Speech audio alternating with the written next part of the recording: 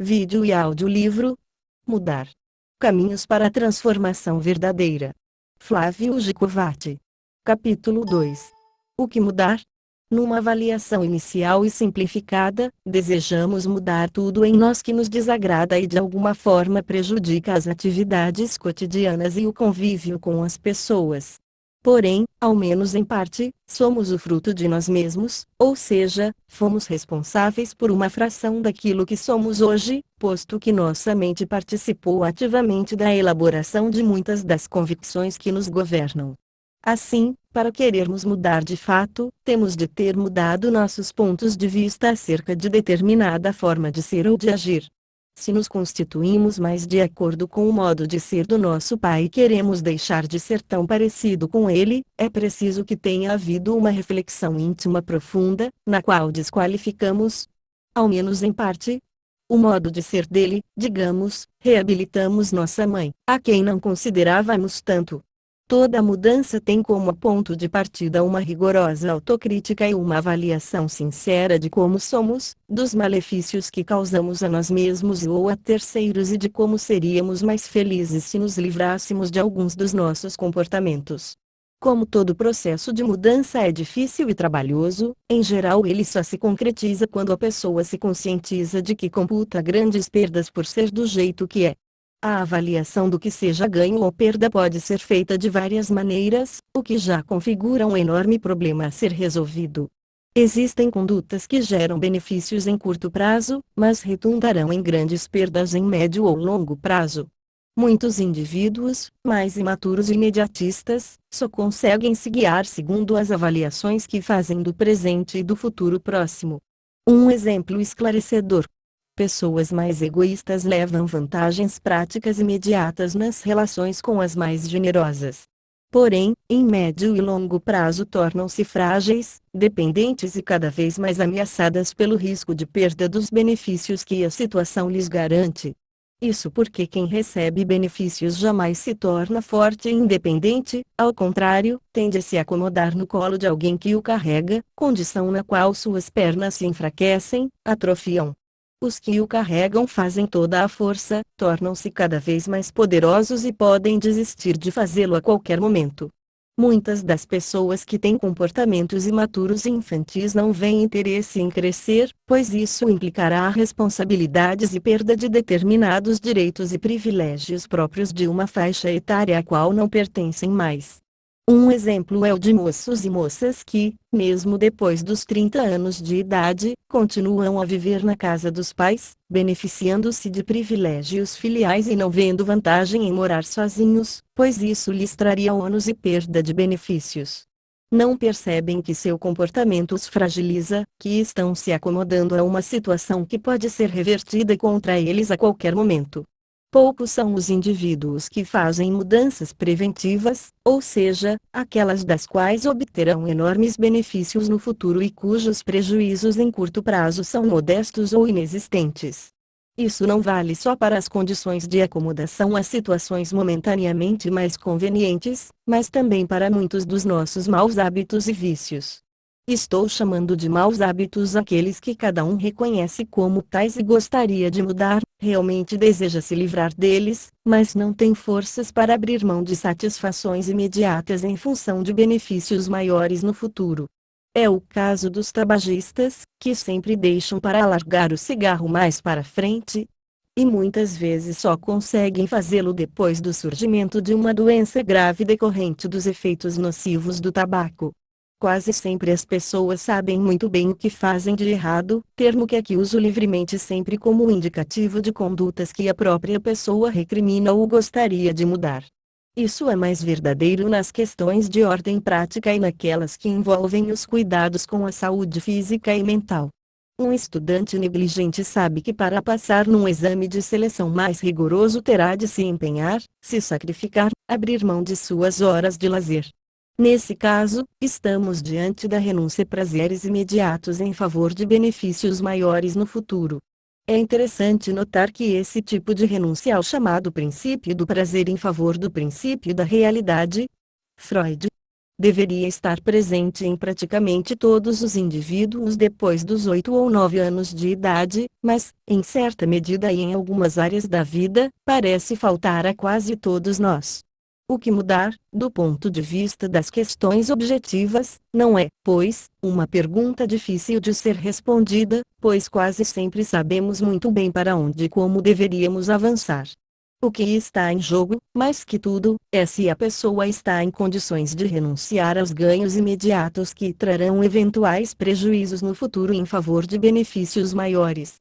Isso dependerá, é claro, da dimensão dos ganhos e perdas, da competência de cada um para lidar com frustrações, de quanto cada um avalia como perigosa dada conduta ou situação. De todo modo, são situações simples de avaliar, e as mudanças ocorrerão quando a pessoa desenvolver certa maturidade emocional e a convicção clara de que os prejuízos futuros são quase inexoráveis. A maturidade trará consigo um fortalecimento da razão, condição indispensável para que se renuncie aos prazeres imediatos. Trataremos mais detalhadamente dos aspectos concretos relacionados com esse tipo de mudança no capítulo 5, que delineia as estratégias disponíveis àqueles que pretendem atingir os objetivos que eles mesmos venham a elaborar. Convém mencionar, desde já, que muitos dos comportamentos que reconhecemos como inadequados, ao nos trazer danos futuros e nem sempre corresponder a alguns benefícios imediatos, também se consolidaram pela via da criação de rotas pavimentadas no sistema nervoso, de modo que tendem a se repetir com mais facilidade. São os hábitos que estão arraigados em nós e reconhecemos como inconvenientes, mas não conseguimos mudar porque eles se repetem de forma automática e rápida. Assim, muitos comem mais depressa do que gostariam, o que aumenta a chance de obesidade, enquanto outros não conseguem desenvolver uma postura adequada ou se sentar em cadeiras que propiciam posições viciosas e nocivas à coluna vertebral. Nesses casos, não existem benefícios envolvidos nas ações praticadas, trata-se de uma sequência de comportamentos que mais tarde se provarão perniciosos e acontecem como se estivéssemos guiados por um piloto automático, o que, de fato, corresponde a esse processo neuronal facilitado que se caracteriza pela repetição de condutas que já se deram inúmeras vezes no passado. Outros comportamentos, aparentemente sem nenhum ganho imediato ou futuro, também tendem a se perpetuar por força do estabelecimento de conexões neuronais sólidas que se repetem com facilidade ao nos distrairmos por alguns instantes. São as compulsões, das quais um bom exemplo é alimentar, em função da qual a pessoa alivia um tipo de tensão ou ansiedade ligada a um estado de desamparo por meio da ingestão exagerada de comida. Engordar não é desejado de forma nenhuma, mas o alívio do desconforto, esse tipo de prazer chamado de negativo. Arthur Schopenhauer fala, por alguns minutos, mais alto que a tristeza de ver o corpo modificado pelo sobrepeso. Outras compulsões existem e nos referiremos a elas mais adiante.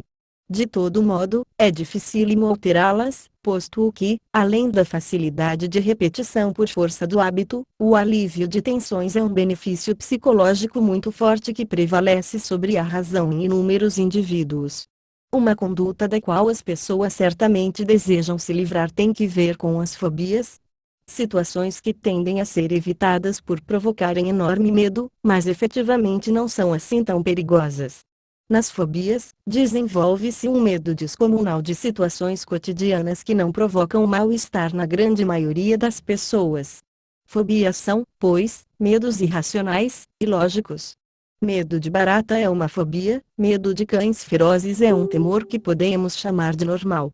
São fobias frequentes as relacionadas com altura, locais que envolvem multidões, medo de voar e etc.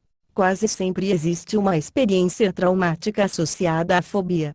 O trauma pode ter acontecido anos, ou mesmo décadas, atrás. É como se o incidente doloroso ficasse encapsulado e, de repente, essa barreira se rompesse em função de um estado psíquico fragilizado. Quando isso acontece, o medo inunda o psiquismo e determina o surgimento da fobia. Um indivíduo pode, por exemplo, ter tido alguma vivência traumática relacionada à aeronáutica e, anos depois, de repente em função de um estado emocional ruim, desenvolver um pavor que o impede de entrar num avião. condição em que o risco de acidente é menor do que em muitas das situações vividas em terra. Não raro, quem tem medo de avião também não gosta de sentir medo em outras situações em que o risco é real ou imaginado. Não deixa de ser curioso constatar que muita gente sente enorme prazer em situações capazes de provocar medo, desde que estejam sob controle e não envolvam efetivo risco. Quantos não adoram andar em montanha-russa, assistir a filmes de terror, dirigir acima da velocidade permitida? Os fóbicos em geral não gostam da sensação de medo, enquanto outros experimentam o medo controlado como prazer, associando essa vivência a uma adorável experiência de descarga de adrenalina. Elas pagam para passar medo, ao passo que os fóbicos evitam situações que poderiam ser muito convenientes, como é o caso dos aviões, das estradas congestionadas rumo a locais de lazer, dos estádios de futebol em dia de decisão. No caso do medo de voar, agrega-se um ingrediente importante, ligado não só ao condicionamento que se estabeleceu após uma vivência traumática pretérita, mas também à nossa efetiva condição.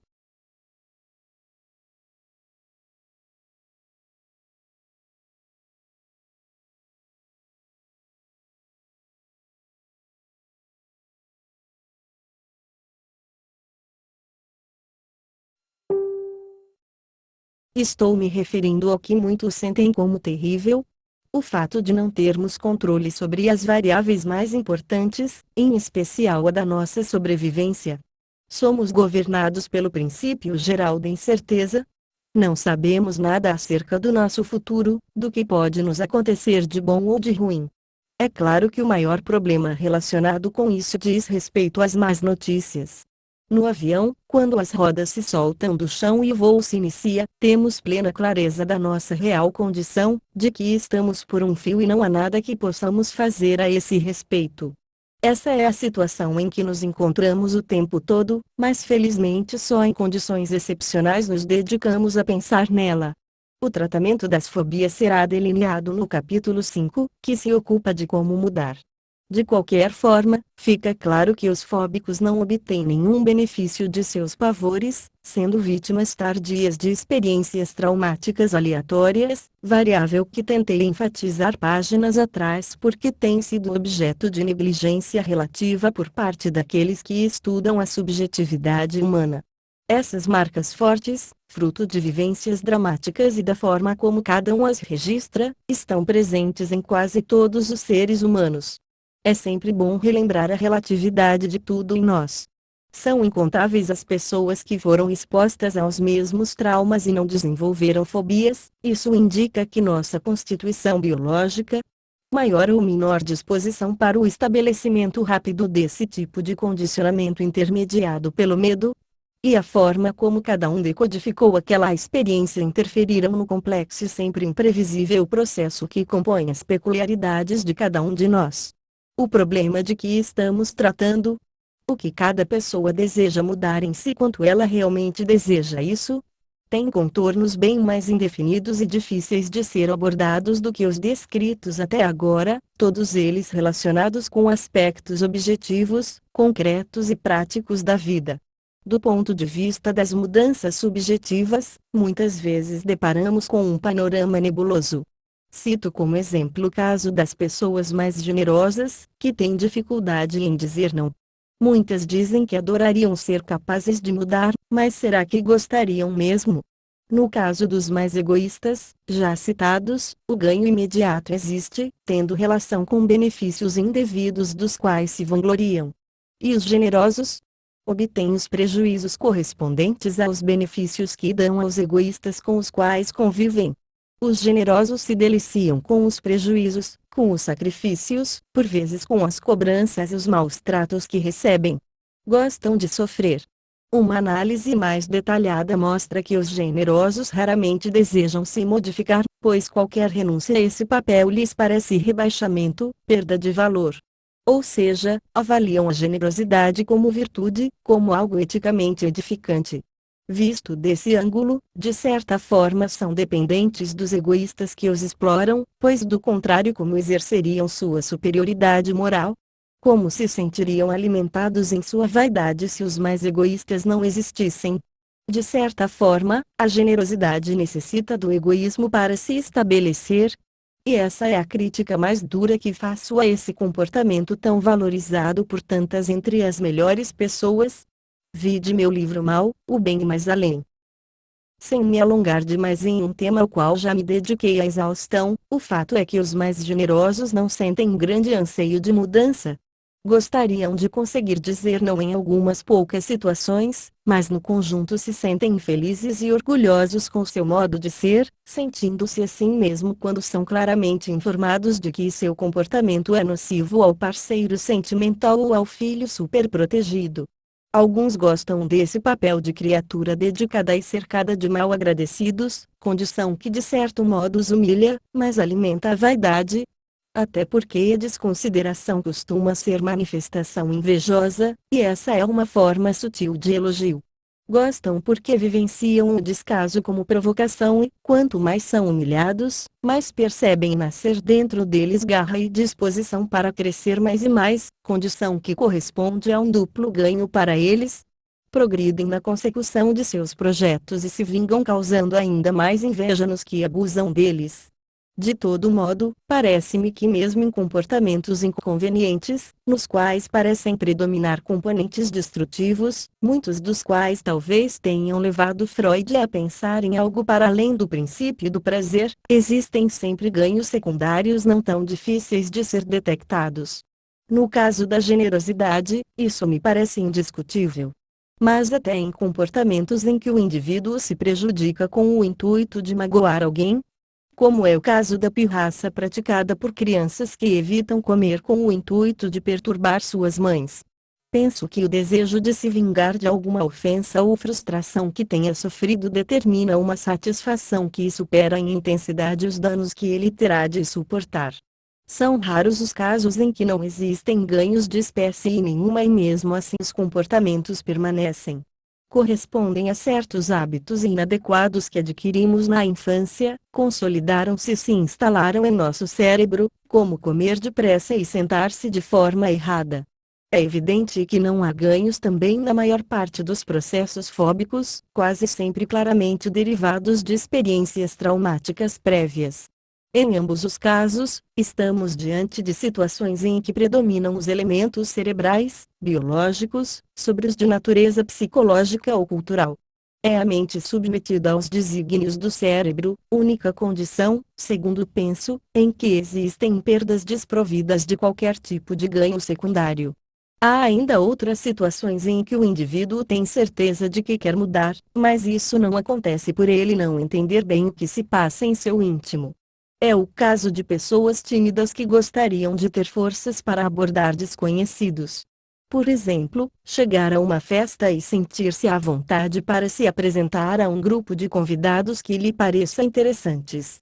Aí estamos diante de questões essencialmente psicológicas, nas quais parece predominar o medo de rejeição, de não ser bem aceito, de desagradar. Não se pode afirmar que isso não venha acontecer. Porém, como nas situações infantis, não é impossível que os mais tímidos tenham se colocado à margem das turmas por não acharem graça em suas brincadeiras, ou seja, por se reconhecerem como superiores. Depois, ao desejar se aproximar do grupo e encontrar resistência, passam a se sentir inferiores. Essa curiosa mistura de sentimentos de superioridade e inferioridade, difícil de ser detectada, talvez contribua mais do que os tímidos pensam para a perpetuação de sua postura. De certa forma, integrar-se significa tornar-se igual àquelas pessoas, o que implica a renúncia da condição de indivíduo superior, especial. A verdade é que, ao nos aproximarmos de um grupo social qualquer, podemos não ser bem aceitos. Afinal, eles já estão lá, integrados, se divertindo, e podem interpretar como invasiva a tentativa de aproximação de novos elementos. Mas não tenho dúvida de que, em muitos casos, os mais quietos e desajeitados socialmente são aqueles que não acham muita graça na conversa da maioria das pessoas. Sentem medo de ser rejeitados, mas nem sempre percebem que são eles os que mais tendem a fazê-lo. Muitos dos que não se sentem à vontade em festas grandes e cheias de desconhecidos não são especialmente tímidos. O fato é que não gostam de conversa fiada nem acreditam que vão encontrar gente interessante nesses ambientes. Não conseguem ver a verdade. Não são tão tímidos, e sim pacientes com conversas vazias e sem graça. Essas considerações acerca da timidez conduzem-me diretamente a uma reflexão que tem me despertado um interesse cada vez maior. Tudo nos faz crer que existam dois níveis diversos de consciência. Um desses níveis pode, por períodos, tornar-se inconsciente e conter também pensamentos e sentimentos que não gostaríamos de possuir. Esse era certamente o caso dos pacientes observados pelos primeiros psicanalistas, há mais de 100 anos, que, na era vitoriana, encontraram submersos anseios eróticos de todo tipo, além de outras manifestações emocionais e pensamentos que estavam em franco desacordo com os rígidos padrões da época. Os tempos são outros e as pessoas, hoje, não têm grandes problemas com suas fantasias eróticas, salvo algumas exceções em que, por exemplo, fantasias homoeróticas ainda assustam e incomodam bastante seus portadores. Muita gente ainda se aborrece por sentir inveja, não raro escondendo de si esse sentimento. Outras evitam pensamentos e fantasias agressivos que consideram um tanto bizarros. Mas a maioria das pessoas lida melhor com suas emoções indevidas e, talvez graças mesmo à psicanálise, sente-se em condições de tê-las na consciência. Assim, até há pouco tempo, parecia-me que a própria descrição e conscientização coletiva do conteúdo do inconsciente acabariam por determinar seu completo desaparecimento. Hoje penso que desapareceu o inconsciente freudiano. A quantidade de sentimentos e pensamentos que escondemos de nós mesmos diminuiu. E o que sobrou? Cada vez mais acredito que sobraram dois níveis diferentes de consciência, sendo um mais evidente para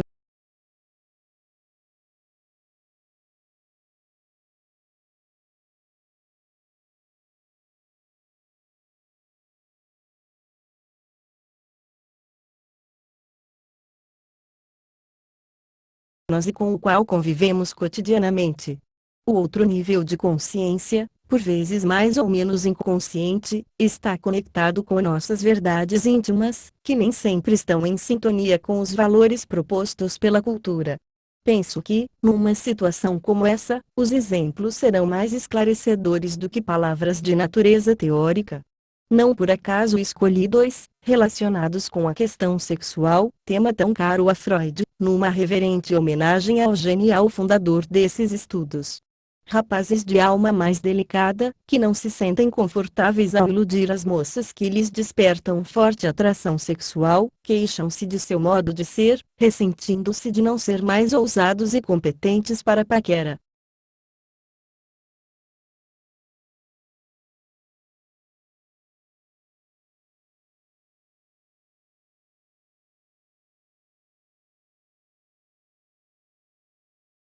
Observam o comportamento de outros colegas, em geral menos interessantes que eles, mas que conseguem atingir seus objetivos eróticos.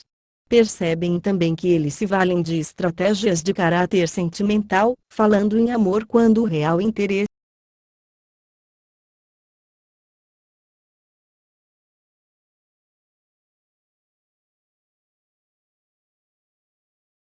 que os motiva é puramente sexual. Sentem-se inferiorizados por não ser bem-sucedidos em suas conquistas eróticas e percebem que uma das razões desse insucesso é sua dificuldade de prometer namoro e romance quando não é esse seu intuito. As moças costumam se sensibilizar mais pelos discursos românticos, o que parece aliviar seu sentimento de culpa por estarem buscando apenas aventuras eróticas. Também é fato que algumas preferem parceiros mais do tipo cafajeste, ousados, insinuantes, que proferem um falso discurso romântico. Dessa forma, eles pensam que estão enganando e elas fingem que estão sendo enganadas. Oficialmente, isto é, no primeiro nível de consciência, elas creem que o discurso romântico seja real, que estão se envolvendo e se deixando levar eroticamente por força do sentimento amoroso.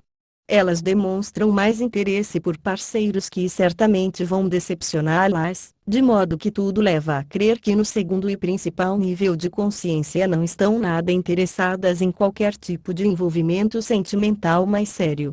Fosse esse o caso, não cairiam nessa mesma armadilha repetidas vezes, como sempre acontece. Os rapazes mais bem formados moralmente não conseguem acreditar que elas estão mais que dispostas a ser enganadas e, mesmo desejando agir como seus amigos, paqueradores despudorados que não se aborrecem por provocar um eventual sofrimento nas moças às quais declaram falsos amores, não conseguem fazê-lo. São freados pelo segundo nível de consciência, nem sempre tão claramente consciente, e veem frustrados os planos do primeiro nível, por meio do qual desejariam passar a noite com uma das moças que seus amigos conquistam com tamanha facilidade. É fato também que eles teriam mais dificuldades com muitas delas, em especial se não se travestissem em cafajestes, uma vez que, no fundo, elas também não querem saber de romance. Incapazes de resolver esse dilema, acabam por se sentir pouco interessantes, cultivando sentimentos de inferioridade dolorosos. Nem sempre conseguem se livrar dos freios éticos que tão fortemente interferem no processo, freios esses que predominam no segundo nível de consciência e só poderão ser atenuados quando a reflexão os alcançar. Ou seja, quando esses moços perceberem que sua dificuldade não reside na abordagem nem na falta de sucesso que fariam com as moças, mas que estão sendo freados por uma consciência ética um tanto exagerada para a situação, posto que não estão levando em conta as reais motivações de muitas moças. Os mais ousados e bem-sucedidos, por sua vez, não sofrem esse efeito limitante por não terem uma consciência moral rígida, de modo que se sentem livres para usar de todos os artifícios para atingir seus objetivos eróticos. São mais competentes para essa empreitada, porém, a falta dessa mesma consciência moral poderá prejudicá-los quando quiserem estabelecer relacionamentos amorosos verdadeiros e estáveis. Outro exemplo, talvez mais contundente, é o que costuma determinar a total inibição da ereção de muitos homens cuja história não é indicativa de distúrbios sexuais relevantes. Aqueles em que a disfunção erétil é a regra padecem de outras dificuldades, e não penso que seja um bom exemplo para o que estou querendo discutir aqui, ou seja, que existe em cada um de nós dois níveis de consciência, ambos regidos por regras lógicas bem claras e consistentes, sendo o segundo nível, o mais atuante na prática, mais independente dos padrões culturais em que estamos submersos. A situação marcante, que ajuda a elucidar meu ponto de vista, é a da inibição da ereção nas fases iniciais de um envolvimento amoroso que parece promissor e intenso. A ideia oficial que nos governa, de que o sexo e o amor caminham em plena sintonia, não se confirma quando, num casal que está em processo de encantamento recíproco, o homem se vê totalmente travado sexualmente. É claro que essa não é uma regra geral, mas acontece com regularidade suficiente para servir de exemplo aqui. O homem sente-se envergonhado e incapaz de explicar o que está acontecendo, posto que em geral é a primeira vez que isso ocorre. E, quando eles dizem isso, não costuma ser uma mentira para atenuar seu constrangimento. A mulher, por sua vez, sente-se pouco atraente, tendo a sensação de tê-lo decepcionado, de não ser tão interessante quanto ele pensava. Esse tipo de reação, mais que lógica, não tem nenhuma correspondência com a realidade. Muitos desses homens já estiveram com mulheres bem menos atraentes e nada disso lhes aconteceu. Como explicar um fato dessa natureza? Por que essa inibição justamente quando o envolvimento parecia crescer e evoluir para um elo intenso e promissor? E tudo isso acontecendo com um homem que nunca teve problema sexual? Não há explicação conhecida para o nosso nível oficial de consciência, e sempre que isso acontece o mais sábio é consultar o segundo nível. Essa consulta pode ser feita de duas maneiras. A primeira seria buscar um fundamento de natureza patológica, ou seja, averiguar se haveria um problema escondido por trás dessa dificuldade. Esse modo de pensar, a meu ver simplificador, é comum a muitos profissionais de psicologia. A outra maneira, bem mais a meu gosto, seria tentar entender a boa e lógica razão para o acontecido. Prefiro partir do ponto de vista de que, em casos como esses, caracterizados por um envolvimento amoroso intenso em alguém sem antecedentes de dificuldades sexuais, deve haver um motivo justo para a inibição. De acordo com minha experiência, acompanhando várias dezenas de histórias desse tipo, a razão para a inibição é uma espécie de freada que o homem provoca em seu ímpeto na direção do envolvimento amoroso. Ou seja, a fusão romântica é um anseio forte em todos nós, mas também assusta bastante. Num contexto desses, o medo reina e inibe a sexualidade, talvez como último recurso para tentar levar o homem e o casal a ir mais devagar, ponderar acerca de todas as variáveis envolvidas no caso deles e, principalmente, aprender que o elo amoroso intenso provoca muito medo, medo esse que tem consequências. Tratarei do medo ligado a coisas boas no capítulo 6. Os homens costumam pensar e dizer que seu pênis não lhes obedece, que eles são governados por uma cabeça própria. De certa forma, têm razão. Não é o nível oficial de consciência que determina a ereção, e sim esse segundo nível, ou seja, o que governa o pênis é a nossa cabeça, mas não aquela parte que obedece às regras oficiais, e sim a que produz uma atividade racional mais sofisticada, governada por processos muito relevantes que as pessoas deveriam conhecer melhor. Em vez de se insurgir contra os ditames propostos pelo segundo nível de consciência, sempre é bom verificar se eles não contêm pontos de vista interessantes, ligados antes de tudo ao nosso próprio bem-estar e a mecanismos saudáveis de sobrevivência. Em outras palavras, em vez de buscar a ajuda dos urologistas, valer-se de medicações que, em princípio, estimulariam a função erótica até mesmo contra a vontade dessa consciência maior. Talvez esse seja o nome mais adequado para os processos que acontecem dentro de nós, muitas vezes submersos e camuflados pela consciência oficial.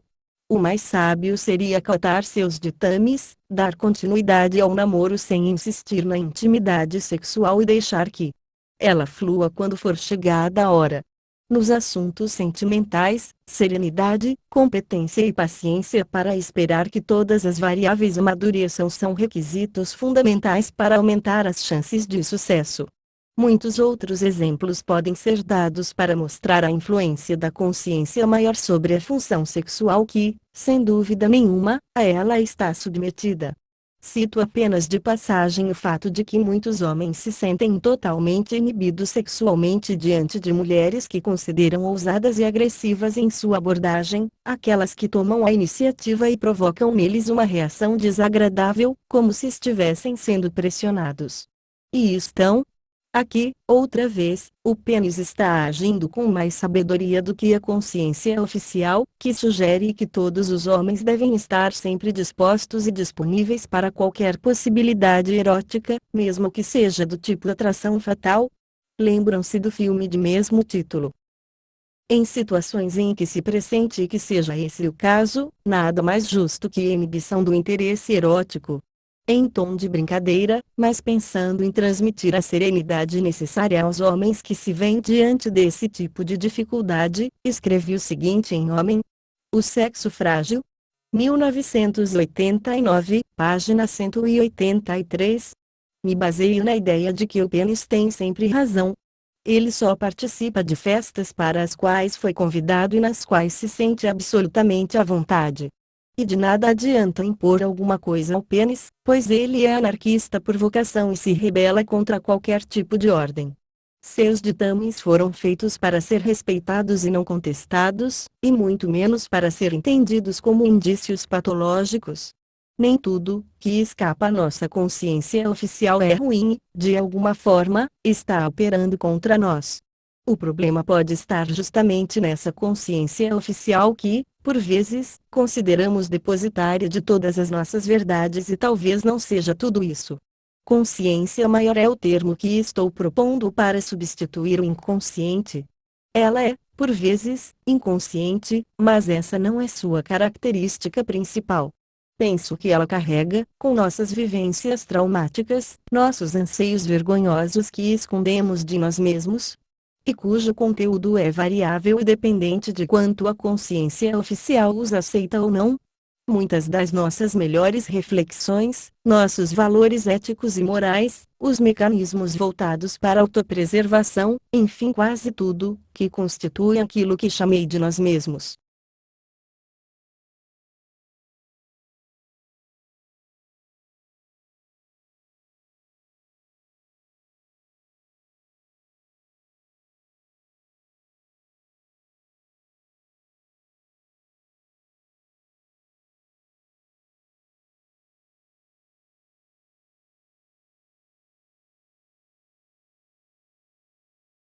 Não somos apenas produto de dado meio social e familiar que nos ensinou seus usos e costumes.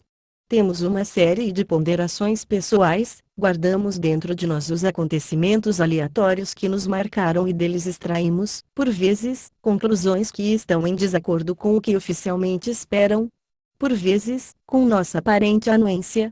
Que sejamos essa criatura complexa e única que caracteriza cada um de nós nem sempre está disposta às mudanças a que oficialmente pensa estar propensa. Assim, muitas das questões sobre o que mudar encontram respostas evasivas, tipo todos temos nossos defeitos, mas que, na prática, não indicam a menor disposição de mudança. Desejamos mudar, de fato, comportamentos que nos limitam, tais como os hábitos insalubres e as fobias, e efetivamente prejudicam nossa vida social e profissional. Seria conveniente incluir nesse pacote as propriedades que temos e nos fazem sofrer mais que o indispensável e inevitável.